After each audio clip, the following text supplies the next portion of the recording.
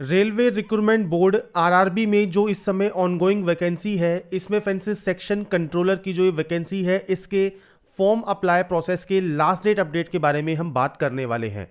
तो 14 अक्टूबर 2025 इसके अप्लाई करने की लास्ट डेट है। इस डेट से पहले आप फॉर्म को अप्लाई ज़रूर कर लें अगर आप रेलवे की इस वैकेंसी के लिए फॉर्म को अप्लाई करना चाहते हैं तो।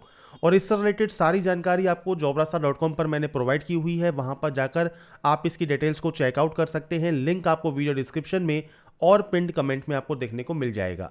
साथ में फ्रेंड्स यहाँ पर देखिए जो फॉर्मेट है वो भी आपको यहाँ पर दिए गए हैं, तो आप यहाँ से फॉर्मेट चेक कर सकते हैं। एफएक्यू चेक करना है तो आप एफएक्यू चेक कर सकते हैं और उसके बाद आप आएंगे इस पोर्टल पर फॉर्म को अप्लाई करने के लिए। तो इस वीडियो को स्टार्ट करने से पहले अगर अभी तक आपको हमारी जो भी जानकारी पसंद आती है तो फ्रेंड्स लाइक सब्सक्राइब से जरूर कीजिएगा, जिससे आपको आने वाली जो भी अपडेट्स हैं वो आपको लगातार मिल सके। तो देखिए जो ये पोर्टल है, यहाँ से आपको इसमें आवेदन करना है। अगर आप पहले से रजिस्टर है तो देखिए लॉगिन का एक ऑप्शन है, आप लॉगिन टैब पर जाएंगे। लॉगिन विद आधार या login with RRB account credential आप कर सकते हैं और उसके बाद आप यहाँ से लॉगिन कर सकते हैं और फॉर्म को अप्लाई कर सकते हैं। पर मान लीजिए पहली बार आप फॉर्म को अप्लाई कर रहे हैं तो आपको यहाँ पर एक ऑप्शन मिलता है क्रिएट एन अकाउंट का, आप इस ऑप्शन पर क्लिक करेंगे। तो यहाँ पर इस ऑप्शन पर क्लिक करने के बाद आपसे सबसे पहले कहता है कि देखिए अगर आपने 2024 या 25 में कोई भी रजिस्ट्रेशन किया हुआ है, आपको दोबारा से रजिस्ट्रेशन करने की ज़रूरत नहीं है। पर आप पहली बार कर रहे हैं तो आप यहाँ पर डिटेल्स को मेंशन करेंगे। मैं आपको सिर्फ डेमो शो करने वाला हूँ क्या क्या जानकारी आपको क्रिएट अकाउंट करते समय देनी है। सबसे पहले नेशनलिटी है, इसके बाद है आपका नाम। तो फ्रेंड्स आपका जो भी पूरा नाम है वो आप यहाँ पर एंटर करेंगे। इसके बाद आप इस नाम को रीटाइप करेंगे। रीटाइप करने के बाद आपने कभी अपना नाम अगर मान लीजिए चेंज किया है तो आप यस कर सकते हैं और आपको फ्रेंड्स गैजेट नोटिफिकेशन भी शो करना होगा आपके जो है चेंज किए हुए नाम का। नहीं किया है तो आप सिंपली नो कर सकते हैं। यहाँ पर है डेट ऑफ बर्थ, तो आप इस कैलेंडर पर जाइए। आपकी फ्रेंड्स जो भी डेट ऑफ बर्थ है आप जो है इस कैलेंडर के माध्यम से डेट ऑफ बर्थ अपनी सेलेक्ट कर सकते हैं। यहाँ पर जो रीटाइप का ऑप्शन है, यहाँ पर आपको सिंपली आपकी जो डेट ऑफ बर्थ है वो रीटाइप करनी है। ऐसे ही आपका जेंडर आपको सेलेक्ट करना है, आप इसे यहाँ पर जो है एंटर करेंगे। आपका फादर नेम क्या है, मदर नेम क्या है, ये आपको देना होगा। इसके बाद आपकी मेल आईडी क्या है, मोबाइल नंबर क्या है, ये आपको देना है। जब मेल आईडी और मोबाइल नंबर आप एंटर करेंगे, इसके बाद जनरेट ईमेल ओटीपी और जनरेट मोबाइल ओटीपी करना है। आपके मेल आईडी पर और मोबाइल पर जो ओटीपी आएगी वो ओटीपी आपको यहाँ पर टाइप करना होगा। इसके बाद है वेरिफिकेशन, जो कि फ्रेंड्स आप यहाँ पर देखिए डिजीलॉकर के माध्यम से करना चाहें तो आप डिजीलॉकर के माध्यम से कर सकते हैं। और अगर फ्रेंड्स आप आधार कार्ड के माध्यम से करना चाहें तो आप आधार कार्ड के माध्यम से कर सकते हैं। अपना आधार कार्ड नंबर दीजिए, इसके बाद जनरेट आधार ओटीपी पर क्लिक कीजिए। आपके आधार में जो मोबाइल नंबर रजिस्टर है उस पर एक ओटीपी आएगी, वो ओटीपी डालकर आपको यहाँ पर वेरीफाई करना होगा। एक ऑप्शन और है आई डू नॉट है आधार का, पर फ्रेंड्स यहाँ पर देखिए आप कोशिश कीजिए आप आधार कार्ड से ही अपना रजिस्ट्रेशन करें। मान लीजिए रजिस्ट्रेशन आप यहाँ पर अदर आधार कार्ड के अलावा भी करना चाहते हैं तो डिक्लेयर कर दीजिए। इसके बाद आप ड्राइविंग लाइसेंस या पैन कार्ड सेलेक्ट कर सकते हैं। पैन कार्ड पर नाम क्या है, डेट ऑफ बर्थ क्या है, पैन कार्ड का नंबर क्या है, इशूइंग अथॉरिटी क्या है, प्लेस ऑफ इशू क्या है, ये आपको देना होगा। ऐसे ही डीएल की जानकारी आप यहां पर प्रोवाइड करेंगे और ड्राइविंग लाइसेंस पर भी एक ओटीपी आपको यहां पर वेरीफाई करनी होगी। ये फ्रेंड्स उस ऑप्शन पे है जब आप आधार कार्ड से रजिस्ट्रेशन नहीं करना चाहते हैं, पर कोशिश कीजिए आप आधार कार्ड से ही रजिस्ट्रेशन अपना कंप्लीट करें। इसके बाद बात आती है पासवर्ड की। पासवर्ड कैसा होना चाहिए, तो यहाँ पर फ्रेंड्स देखिए मैं आपके सामने एक सैंपल शो कर रहा हूँ। कुछ इस तरह का पासवर्ड आपको यहाँ पर जनरेट करना होगा, जिसमें देखिए आपसे कहा है capital letter, small letters, special character और नंबर्स। तो कुछ इस तरह का पासवर्ड आप बनाइएगा। पासवर्ड कंफर्म कीजिएगा, I am not a robot पर क्लिक कीजिएगा और उसके बाद प्रीव्यू करने के बाद आप अपना जो अकाउंट है वो आप यहाँ से क्रिएट कर सकते हैं। अकाउंट जब आपका यहाँ पर क्रिएट हो जाएगा, इसके बाद आपको फ्रेंड्स से लॉगिन करना होगा और लॉगिन करने के लिए आपको फ्रेंड्स से लॉगिन विद आधार कर सकते हैं या लॉगिन विद आरआरबी कर सकते हैं। आपका मोबाइल नंबर और आपका जो पासवर्ड है वो आप एंटर कीजिए, I am not a robot पर क्लिक कीजिए और उसके बाद सिंपली यहाँ से लॉगिन कर लीजिए। इसके बाद फ्रेंड्स यहाँ पर देखिए ओटीपी का ऑप्शन है। आप ओटीपी चाहे मोबाइल पर मंगवा सकते हैं या ओटीपी आप अपने मेल आईडी पर मंगवा सकते हैं। जब ओटीपी आपकी आ जाएगी तो इसके बाद इससे कैप्चा कोड को आपको सिंपली फिल करना है और लॉगिन कर लेना है। इसके बाद फ्रेंड्स आपके डैशबोर्ड पर आने के बाद आपको यहाँ पर एक ऑप्शन मिलता है ऑनलाइन एप्लीकेशन का, आप इस ऑप्शन पर क्लिक करेंगे और यहाँ पर CN04/2025 सेक्शन कंट्रोलर का आपको ऑप्शन मिलता है, जहाँ से आप अपनी आरआरबी सेलेक्ट कर सकते हैं जिसमें भी आपको फॉर्म को अप्लाई करना है। I am not currently debate पर और इसके अलावा आई एम कन्फर्म कि आपने आपका जो CN है नोटिफिकेशन है वो रीड आउट कर लिया है। आप इस ऑप्शन पर क्लिक करेंगे और उसके बाद नेक्स्ट स्टेप पर क्लिक कर देंगे। इसके बाद फ्रेंड्स आपका देखिए जो फॉर्म है वो स्टार्ट हो जाएगा। सबसे पहले मैरिटल स्टेटस ऑप्शन है जो कि आप सेलेक्ट करेंगे। आपका रिलीजन आपको सेलेक्ट करना होगा। आपका मदर टंग आपको सेलेक्ट करना होगा। इसके बाद आप जो है लैंग्वेज, किस लैंग्वेज में अपना एग्ज़ाम देना चाहते हैं वो आपको सेलेक्ट करना होगा। आपका परमानेंट विजिबल मार्क, अब देखिए ये कोई भी कट का निशान है, कोई मोल है या कोई बर्न का निशान है आपके चेहरे पर, हाथ पर, पैर पर, आप उसकी जानकारी दे सकते हैं। अगर नहीं है तो आप नो मार्क की एंट्री कर सकते हैं। इसके बाद आता है कम्युनिटी। अब सबसे पहले जनरल का बात करते हैं। जनरल में कोई भी ऑप्शन नहीं आता आपको फ्रेंड्स, यहाँ पर सिंपली नेक्स्ट ऑप्शन पर जाना है। अगर आप ईडब्ल्यूएस कैटेगरी से बिलोंग करते हैं तो आपसे कहता है कि आपके पास जो सर्टिफिकेट है वो आपका फ्रेंड्स यहाँ पर देखिए 1/4/2025 के बाद का होना चाहिए। और जो फ्रेंड्स यहाँ पर आपका जो इनकम सर्टिफिकेट है जो कि फ्रेंड्स यहाँ पर लेटेस्ट होना ज़रूरी है। आपको friends I understand and agree पर क्लिक करना है। और ये ध्यान रखिएगा 16/9/2025 से पहले का आपके पास ये होना ज़रूरी है। आपसे कहा गया है closing date of the online application form for the CN date is 16/9/2025। पर फ्रेंड्स यहाँ पर देखिए जो डेट है वो हो सकता है यहाँ पर एक गलत शो कर रहा हो, क्योंकि फ्रेंड्स यहाँ पर लास्ट डेट इसकी अक्टूबर में है, पर 1 अप्रैल 2025 के बाद का ये होना ज़रूरी है। आपको यहाँ पर सर्टिफिकेट नंबर देना है, किसने ये इशू किया है वो आपको देना है, और सर्टिफिकेट इशू डेट आपको देना होगा। ऐसे ही अगर बात करें ओबीसी की, तो ओबीसी का भी फ्रेंड्स आपके पास सेंट्रल गवर्नमेंट का सर्टिफिकेट होना चाहिए। यहाँ पर आपको फ्रेंड्स कहता है अगर आप क्रीमी लेयर से बिलोंग करते हैं तो आप केवल जनरल से ही अप्लाई करें। नॉन क्रीमी लेयर से बिलोंग करते हैं तो आपके पास ये भी 1/4/2025 के बाद का और 14/10/2025 से पहले का आपके पास यहाँ पर होना चाहिए। तो आप यहाँ पर I understand and I agree पर क्लिक करेंगे।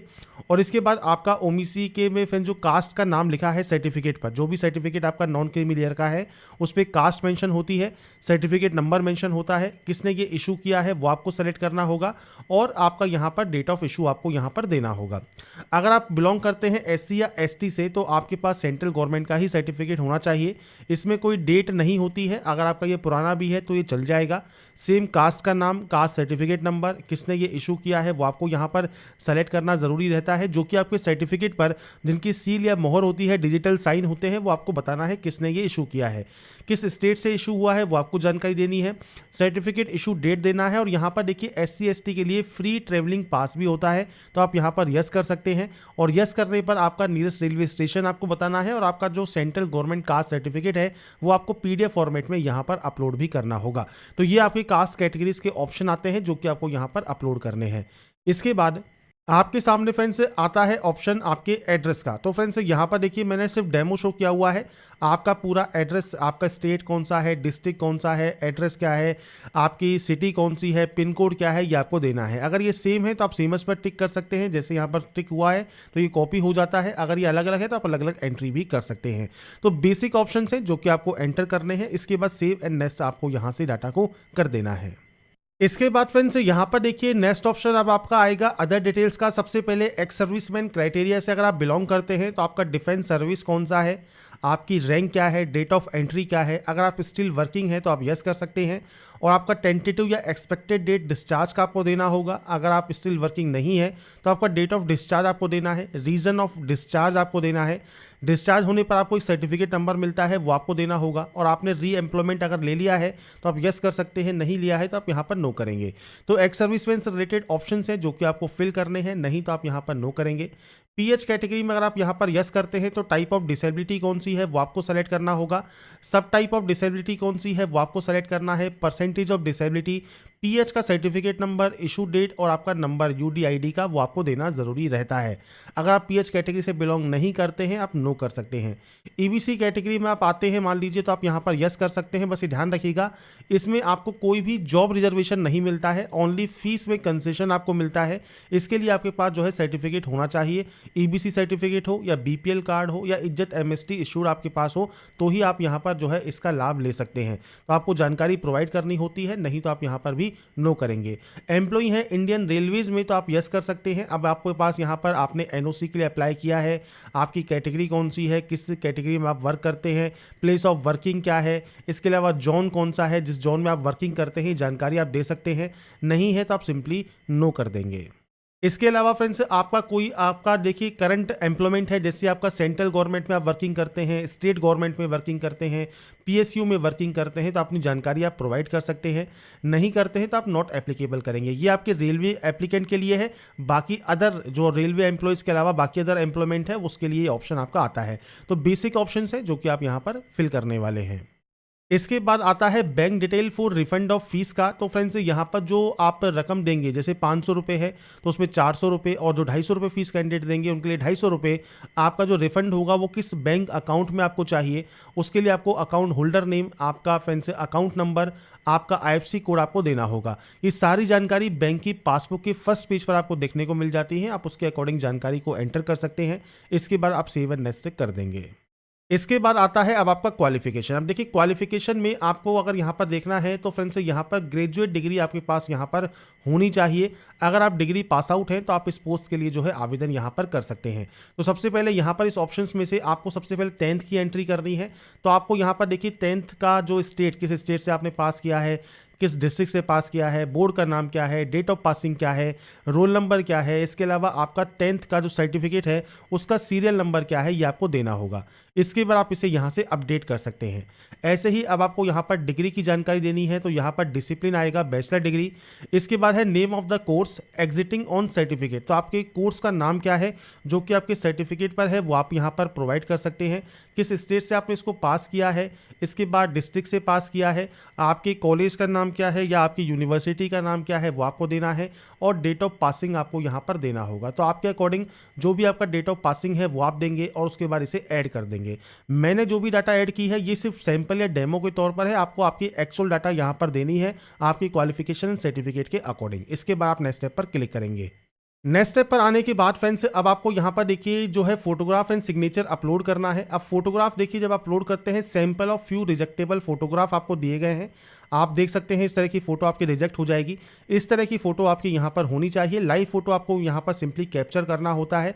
कैप्चर लाइव इमेज पर आप क्लिक करेंगे। आपका जो वेब कैमरा है उससे फ्रेंड्स आपको यहाँ पर फोटो कैप्चर कर लेनी है। अगर आपके पास वेब कैमरा नहीं है तो capture live image from mobile आप कर सकते हैं, और इस QR कोड को आप स्कैन करेंगे तो आपके सामने मोबाइल पर एक पोर्टल ओपन हो जाएगा जहां से आप अपने OTP के साथ लॉगिन करेंगे और उसके बाद अपनी फ़ोटो को आप यहां पर अपलोड कर देंगे। ऐसे ही जब आप सिग्नेचर अपलोड करते हैं, सिग्नेचर का देखिए साइज़ आपको दिया गया है 140 से 60 पिक्सल का, 30 से 49 KB में साइज़ आपका होना चाहिए। और इसके लिए फ्रेंड्स अगर आपको देखिए साइज़ जो है आपको रिसाइज़ करने में दिक्कत आ रही है तो कैसे आप रिसाइज़ कर सकते हैं, इसके लिए आपको फ्रेंड्स आना है यहाँ पर देखिए इस पोर्टल पर जो कि है IM रिसाइजर का। और यहाँ पर फ्रेंड्स IM रिसाइजर में जब अपनी जो है सिग्नेचर को आप इंपोर्ट कर लेंगे, इसके बाद आपसे कहता है देखिए 140 और 60 पिक्सल। तो आपको यहाँ पर देखिए जो वैल्यू है वो आपको जो है पुट करनी है 140 और आपको यहाँ पर हाइट पुट करनी है 60, और उसके बाद फ्रेंड्स पिक्सल आपको यहाँ पर वैल्यू सेलेक्ट करनी है। उसके बाद JPG फॉर्मेट में रहेगा।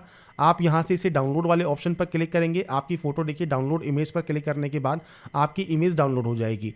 अब हो सकता है इस इमेज का जो साइज़ है वो कम रहे, तो क्योंकि यहाँ पर इमेज का साइज़ मांगा है 30 से 49 KB। तो आपको क्या करना है, आपको फ्रेंड्स गूगल पर जाना है और PI7 इमेज टूल आपको यहाँ पर सेलेक्ट कर लेना है। आप फ्रेंड्स यहाँ पर देखिए आप जब सेलेक्ट करेंगे तो मल्टीपल ऑप्शंस आपको यहाँ पर आ जाएंगे। आप इंक्रीज इमेज साइज कर सकते हैं, यहाँ पर आपको इमेज को सेलेक्ट करना है। और जब आपकी इमेज देखिए यहाँ पर सेलेक्ट हो जाती है, साइज़ आपका ये एक्चुअल दिया गया है, रिक्वायर्ड है 30 से 49 KB। तो आप यहाँ पर देखिए जो वैल्यू है वो आप पुट कर सकते हैं। जैसे मान लीजिए आप यहाँ पर इसे 40 KB में करना चाहते हैं, आप इंक्रीज साइज़ पर क्लिक करेंगे और उसके बाद जब आपका साइज़ यहाँ पर इंक्रीज़ हो जाएगा उसके बाद आप यहाँ से इसे डाउनलोड कर सकते हैं। तो ये फ्रेंड्स आपका जो है ऑप्शन रहता है, चाहे आप इसे रिसाइज़ करना चाहते हैं, चाहे आप यहाँ पर इसे जो है साइज़ को कम या ज़्यादा करना चाहते हैं वो आप कर सकते हैं। इसके बाद ब्राउज पर क्लिक कीजिए और इसके बाद फ्रेंड्स आपका देखिए जो सिग्नेचर है वो यहाँ पर आ जाएगा। आपको ग्रीन टिक पर क्लिक करना है और उसके बाद फ्रेंड्स थोड़ा सा वेट करना है। आपका देखिए सिग्नेचर यहाँ पर आ जाता है। मैंने अभी इसका जो है रीनेम नहीं किया है, आप इसे रीनेम ज़रूर कर लीजिएगा, उसके बाद ही सेव कीजिएगा। अब बात करते हैं देखिए सिग्नेचर अपलोड की। तो आप यहाँ पर कैप्चर लाइव इमेज पर क्लिक कर सकते हैं या capture live image from mobile आप यहाँ पर कर सकते हैं। जो ये QR कोड है ये आपको यहाँ पर स्कैन कर लेना है आपके मोबाइल में।